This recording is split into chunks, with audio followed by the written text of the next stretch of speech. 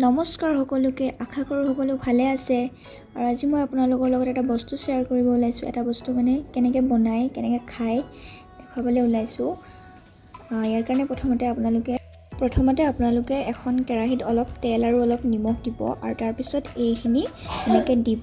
তাৰ পিছত এনেকৈ লৰাই থাকিব লাগিব গেছটো লো ফ্লেমত দিব আৰু এইখিনি এনেকৈ লৰাই থাকিব লাগিব যেতিয়ালৈকে বস্তুটো ক্ৰাঞ্চি নহয় তেতিয়ালৈকে আমি লৰাই থাকিব লাগিব আৰু ইয়াতে আপোনালোকে নিজৰ সোৱাদ অনুসাৰে জালুকৰ গুড়ি অলপ ছটিয়াই দিব পাৰে তেতিয়া টেষ্টটো বেছি ভাল হয় আৰু এইটো বস্তুৰ নাম হৈছে মাখনা আপোনালোকেও ঘৰত এনেকৈ বনাই খাব পাৰে আৰু এয়া এতিয়া নমাব পৰা হৈছে